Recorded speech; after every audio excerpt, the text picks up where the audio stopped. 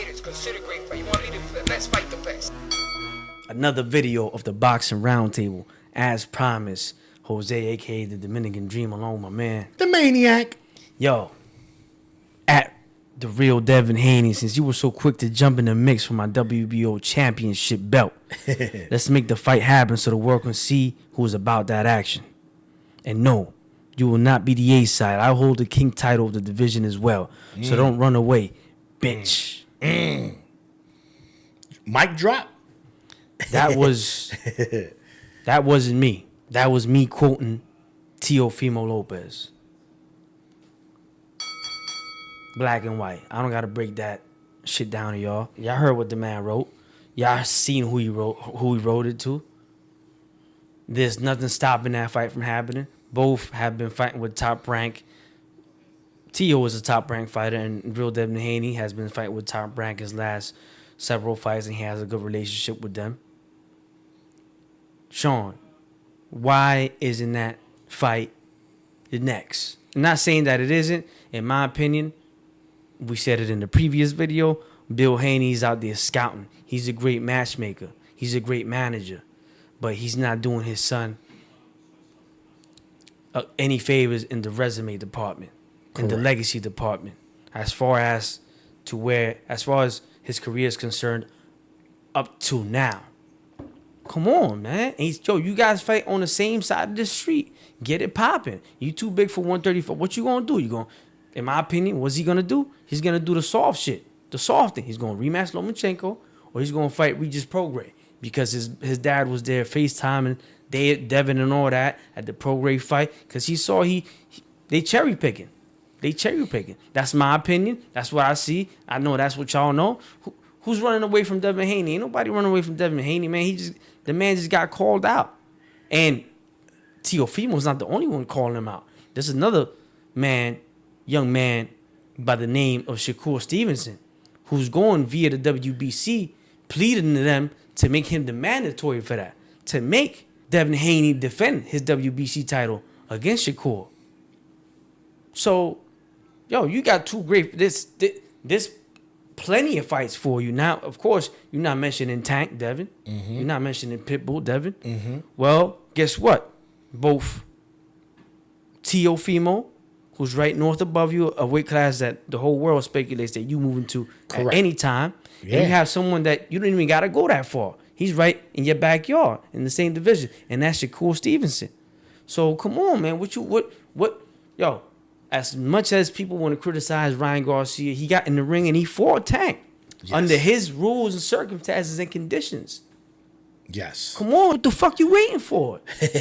Come on, stop playing, man. Ain't nobody playing with you. This is boxing, man. Either you win or you lose. Who cares? Bill, stop ducking, man. Come on, man. Stop playing. Yeah, that's my thoughts on that, man. Right. Look, this is what I would say, right? Before we get into that, I believe we spoke about this. As far as the Shakur Haney situation, people going to say, oh, he offered Shakur 25%, right? And people are running with, people are running with, oh, Haney took 22% to fight Kambosos, and he went to Australia. Listen, man, let me explain this. First of all, Haney, I got none but respect for you. Bill Haney, nothing respect. But we got to call it like it is, man. Y'all know damn well the reason you took that cut, the reason you flew over there was because Kambosos presented zero threat to you guys. Because if Teo was still the undisputed at 135, would y'all would have take 22% to come here fight in New York City in his backyard? Absolutely not. Exactly. So I hate when fans, y'all gotta stop meat riding. Stop meat riding fighters. Call it like it is. If your aunt's a crackhead, you gotta admit she's a crackhead. You don't stop loving her, but you gotta call it like it is. The same thing with fighters, man. I know you like these fighters, but stop making excuses for them. Call it like it is, man. And that's the difference between me and Dream and all these other podcasts, we're going to tell you like it is, whether you like it or not, keeping it straight real. I respect Haney. I think he's a great fighter. I'm not saying he's a bum, but let's be real. He is, like you said, his father has been managing him pretty well. His biggest challenge was Lomachenko, and we could arguably say he lost that fight. Most people thought he lost. Correct. And I called it a draw because, you know, I'm not fake. I don't go back. It could have gone either way to me. But the majority of the masses felt he lost that fight. Right? So what are you going to do, Haney? What are you going to do? You a big boy now. It ain't no time to fight. Oh, I want to fight this dude. No. Ain't no tune-ups. Either you running back with Lomo, or as Dream said, in your backyard. Bro, you got a lot of attendings in your backyard. You got Tank. He's attending your backyard because he's 135. Shakur. And these are doable fights. Let's not act like they can't be made. Are you going to fight them? Okay, you can't make weight. We got 140. You got to fight. Since 135, you and Teo and his father, you had smoke. Let's settle it in the ring. It's going to be a big fight. Oh, so now, Teo, if Teo's the A side, you don't want it? Bro, you going up. He's the lineal champion. In fact, he got a better resume than the Four Horsemen. And if I mentioned that. So, to me, he has leverage. Right? You took 22%. I'm not saying take the same amount, but give T, all right, you be the A side. I'm going to go up there and I'm going to cook you. But y'all not going to do that. Nah, they're not going to do that. And listen, again, like Sean said, it ain't nobody trying. Listen, when you are an athlete, I don't care what kind of sport you're involved in. You have guys like us who are analysts, man. We ain't no tough guys. We ain't no gangsters. We ain't trying to get it popping when we. Nah. When you are an artist, you have to expect analysts to criticize your work. Correct. Whether that's the Grammy Awards, whether that's the American Music Awards that gets judged based on certain criteria. Well, we, the fans and analysts, judge you based on criteria that could be used to value to see where you're at. And we're going by what we going with the truth, man. That's it. Bro, there's nothing stopping Devin Haney from fighting any of those guys, man. I mentioned them to you. Shakur Stevenson, Tank Davis, Pitbull Cruz, that's in his weight class. Yes. In his weight class. Yes. And if he wants to go above, he's got Teofimo Lopez, who has history with him. Yes. Has history with him. He got one belt. What's the difference between the belt he got and the belt that Prograis got? I'll tell you what the difference is.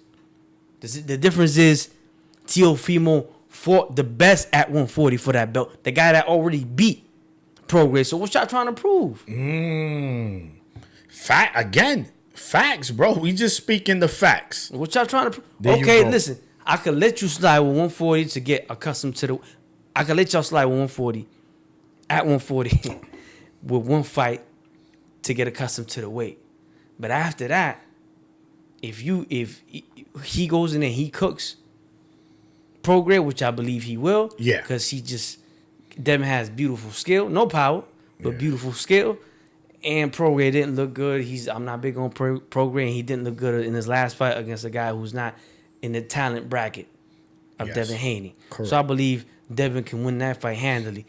Some scary moments, a good 2 or 3 punches by Haney, by Prograis in the fight, but eventually, ultimately, Haney will get a 12-round decision. After that, you gotta fight Teo, baby. Yeah. You gotta fight Teo. Mm-hmm. Now, your best dream, the American dream, Haney, your dream is that Teo goes on and has another Kambosos and loses his belt, and that way you don't gotta fight him. But if I'm Teo, I sit there and wait for your ass. Yeah. I ain't fighting nobody till I fight your ass. And it's the fight that makes the most sense at 140. Let's stop it. That's the biggest fight at 140, hands down. Hands down, guys. There's no other fight at 140 unless Tank moves up, unless Shakur moves up. Yo, That's the biggest fight. They'll fight in the big room at the Garden. Absolutely the big room. Or in the Barclays. I don't care. I just want the fight. And it should happen. That's it. And not only that, Dream, right? If I'm Haney, I'm saying to myself, yo, you know what? Because he's been hearing the outside noise as far as he didn't beat Lomachenko and so on and so forth. So you know what? Okay. Y'all felt I didn't beat him? I'm not going to rematch him. I'm going to beat the guy that beat the guy at 140. Because if I beat Teo, what can they tell me? Right? Let's be real. Then we're going to say, yo, you know what, Haney? Boom. Respect. You beat Teo. There you go. You the man. And that's it. But again, that's just us. What is Team Haney thinking about? We know we heard Prograis. And it's like, here we go. Because they want the green belt, right? Because the green belt, you know, Mayweather, he's another one that made it a thing. When you got the WBC, it doesn't matter. Because Teo is still the lineal champion at 140. And guys, for those that don't know, he is the top champion at 140 until he's beaten or vacates that and moves up, right? Because he's not going to move down. So, Team Haney, okay, I give you that too. All right. You want to, let me fill out 140. Okay. As long as I hear you, you know what? We're going to get Prograis and Teo. If you get another fight and you still standing after that fight, we going to cook.